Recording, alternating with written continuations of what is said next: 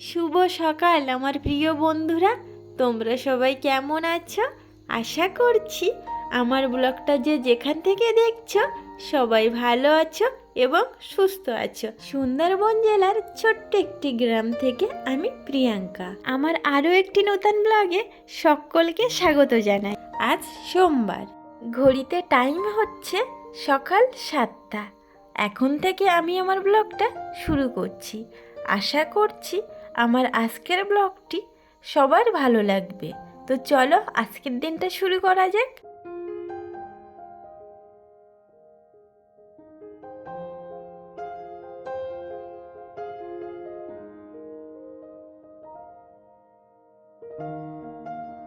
সকালবেলা ঘুম থেকে উঠেছি 6টার দিকে। ওঠার পরে ঘরের আশিবাসি যা কাজকর্ম ছিল সব করে নিয়েছি। সকালবেলা চন্দনের জন্য টিফিন তৈরি করে দিলাম। চন্দন ডিউটি বেরিয়ে যাওয়ার পরে আমি স্নান করে পুজো দিয়ে নিলাম। তারপরে চা নিয়ে বসে গেছি। সকালবেলা খালি পেটে লেবুর জল আর মধু খেয়েছি। তারপরে তো কাজকর্ম করলাম, এখন চা করে নিয়ে বসলাম। এরপরে তো রান্না বান্না সবটাই এখনো পড়ে আছে। ধীরে ধীরে সব কিছুই করতে হবে, আমাকেই তো সব করতে হবে। কিন্তু স্নান করে রৌদ্রে বসে চা খাওয়ার মজাটাই কিন্তু আলাদা। শীতের সকালে বেশ ভালোই লাগছে। এদিকে টাইমে জল এসছে, আমি ঠাকুরমাকে ডেকে দিলাম জল নেওয়ার জন্য। আর আমার কিন্তু জল নেওয়া হয়ে গেছে আগে, সকালবেলাই ধরে নিয়েছি। চন্দন ঘরে ছিল, তখনও জল তুলে গেছে। বসে বসে আমি গল্প করছিলাম ঠাকুরমার সঙ্গে। ঠাকুরমা জল নিচ্ছিল আর আমি বসেছিলাম। আমাকে বলছে তোর তো স্নান হয়ে গেছে, ঠাকুর পুজো দেওয়া হয়ে গেছে, শুধু রান্নাটাই বাকি আছে। আর আমি তো এখনো কিছুই করতে পারলাম না। আমার বাড়িতে আজকে আমার ছেলে, পুতির বউ সবাই আসবে। আমাকে রান্না করে রাখতে হবে, রান্না করে রাখতে বলেছে। ওরা আসবে তো সেই কারণে। তো আমি আবার বলছিলাম কেন, ওরা আসলেই তো রান্না করতে পারো, এখন অত তাড়াতাড়ি রান্না করার কি আছে? তো আমাকে হেসে বলছে, হ্যাঁ তুই তো ওরকম বলবি, তোর বাড়ি খেতে আসবো, তাহলে তুই রান্না করে রাখবি। তো আমি আবার বলছিলাম ঠিক আছে আমি রান্না করে রাখবো, তোমরা সবাই আসবে। তাই হাসাহাসি করছিলাম। তো যাই হোক, ঠাকুরমা তো জল নিয়ে বাড়ি চলে গেছে, আর এদিকে আমি চলে আসলাম চাল ধুতে। রান্না তো করতে হবে।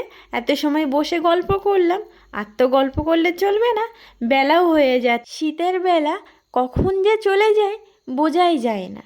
সকাল হলো তো এই সন্ধ্যা হলো, হাতের কাজ যেন শেষই হয় না। আর ও সাইডে ধান কেটে রেখেছে। কুকুর কি করেছে জানো তো, সব ধান এলোমেলো করে একাকার করে দিয়েছে। যাদের ধান তারা আমাকে বলছে একটু তো মারতে পারো কুকুরকে। আমি আবার বললাম আমি কি করে দেখব কখন আসছে কখন কি করছে, আমি তো সবসময় ঘরের ভিতরে থাকি, আমি তো ওকে খেতে দিই না। এমনিতেও তো এত কষ্ট করে ধান রোবা, ধান কাটা, ধান বাঁধা, তারপরে সেই ধান তুলে ধান ঝাড়াই করা, তারপরে সেই ধান সেদ্ধ করে চাল করা, খুব কষ্ট হয়। তারপরে যদি কুকুর এইসব করে তাহলে বলো কম রাগ হয়? ধান রোবা থেকে নিয়ে কত কষ্ট, তবুও কারো ধান হচ্ছে কারো হচ্ছে না। তারই পরে কুকুর এইসব করছে, ধানের ওপরে গিয়ে ধান নষ্ট করছে, তারই ওপরে আবার ছাগল খাচ্ছে। কত ঘা দেবো আমি ওদেরকে? তো যাই হোক, ও সাইডে আমি ভাত বসিয়ে দিয়ে এ সাইডে চলে আসলাম বিছানা তুলতে। বিছানা সকালবেলা তোলা হয়নি, ওই যে বাইরে টুকিটাকি কাজ করছিলাম, সেই কারণে আর ঘরের দিকটা দেখাই হয়নি। তাছাড়া চন্দন শুয়েছিল, ও চলে যাওয়ার পরে আমি আর ঘরে আসিনি। এই সবে ঘরে আসলাম, এসে তো দেখি বিছানা একাকার হয়ে পড়ে আছে। বিছানা পরিষ্কার করে তুলে রাখলাম। এবারে যাব বাইরে সবজি কাটতে। ও সাইডে তো ভাত বসিয়ে দিয়েছি, কচুরমুখী আর পাঙাশ ট্যাংরা রান্না করব। আর একটা রান্না করব তরুল, ওই যে সেদিন ঠাকুরমা দিয়ে গেছিল, রেখে দিয়েছিলাম, আজকে রান্না করব। একটু ভাবিয়ে ফেলে দিয়েছি যদি তিতু লাগে সেই কারণে। আর এই সাইডে কচুরমুখী কাটা হচ্ছে, আর এদিকে আমি রান্না করছি। মাছে ভালো করে লবণ হলুদ মাখিয়ে নিয়েছি, কড়াইতে তেল বসিয়ে দিয়েছি, ভালোভাবে তেল গরম হয়ে গেছে। তারপরে মাছ ভেজে তরকারিতে দিয়ে দিলাম। আগে কিন্তু তরুলের তরকারি হয়ে গেছে, কচুরমুখের তরকারি পরেই রান্না করছি। ওই যে কাটতে দেরি হয়ে গেল সেই কারণে, না হলে এটাই আগে রান্না করতাম, তরুলের তরকারি ওটা পরে করতাম। তো যাই হোক, একটু জিরের গুঁড়ো দিলাম আর দিলাম একটু গরম মশলার গুঁড়ো আর একটু সামান্য চিনি দিয়েছি তরকারির স্বাদ ভালো হওয়ার জন্য। বেশ ভালো লাগে কিন্তু পাঙাশ মাছ আর কচুরমুখী আমার তো ভালোই লাগে। আগে পাঙাশ মাছ আমি খেতাম না, এখন খাই। তরকারিতে তেমন কোনো মশলা দিইনি, তার জন্য একটু খেয়ে দেখছিলাম স্বাদ কেমন হয়েছে। বেশ ভালো হয়েছে কিন্তু খেতে। লবণটা একটু কম ছিল, সেই জন্য লবণ দিয়ে দিলাম। খেতে কিন্তু বেশ হয়েছিল। গরম মশলা দিলাম তরকারিতে, তারপরে কিছু সময় ফুটিয়ে নামিয়ে নিলাম। ব্যাস, আমার রান্না কমপ্লিট হলো। এবারে রান্নার পরে থালা বাসনতে বেরিয়েছে, সব কিছু পরিষ্কার করতে হবে। নিয়ে গেলাম কলপাড়ে।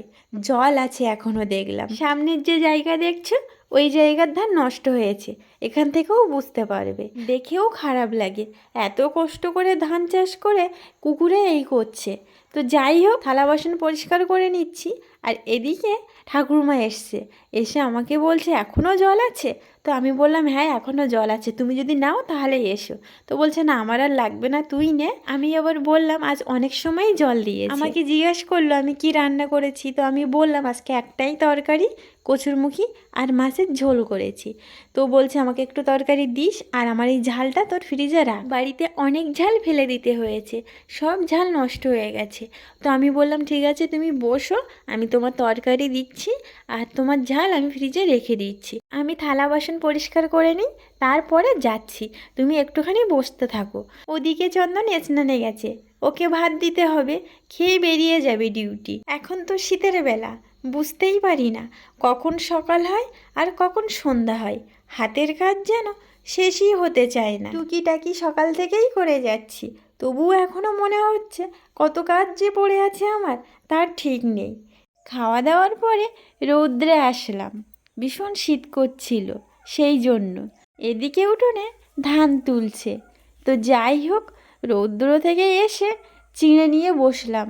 অনেক দিন হয়ে গেছে জানো তো, সেই কজাগরি লক্ষ্মী পুজোর সময় এনেছিল, বাড়ি থেকে পাঠিয়েছিল, তো রেখে দিয়েছিলাম। খাওয়ার সময় হয়ে ওঠে না, ভাবলাম আজকের চিঁড়ে ভেজে নিই। চিঁড়ে ভাজা খেতে খুব সুন্দর লাগে, নষ্টও হয়ে যাবে না, ফেলেও দিতে হবে না।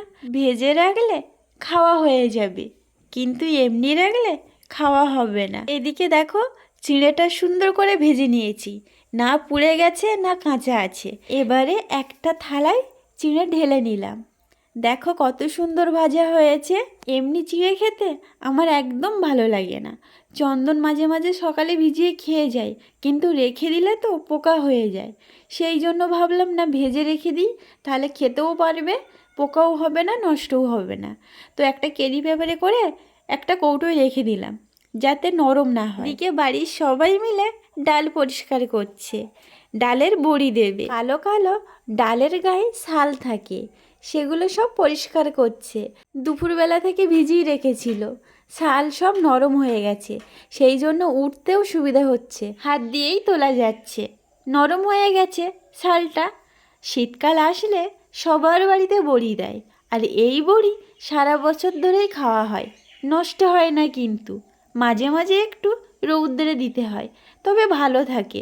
রৌদ্রে না দিলেও কোনো অসুবিধা হয় না, তবে দিলে একটু ভালো হয়। এই ডাল বাছা হয়ে গেলে এই ডাল আবার শিলে বাটবে। মিক্সি থাকলে হাতের কষ্ট হয় না, কিন্তু শিলে বেটে দিলে সেই ডালের বড়ি খেতে বেশ ভালো লাগে কিন্তু। আর আমাদের এই ডাল দেখছো, আজকে রাত্রেবেলা বেটে রেখে দেবে, কালকে সকালবেলা বড়ি দেবে। সব কিছু রেডি করে আজকের রেখে দিচ্ছে। তো যাই হোক, আজকের ভিডিওটি এখানেই শেষ করলাম। সবাই ভালো থাকবে, সুস্থ থাকবে। দেখা হচ্ছে নতুন কোনো একটি ভিডিওর সঙ্গে। ততক্ষণের জন্য সবাইকে টাটা।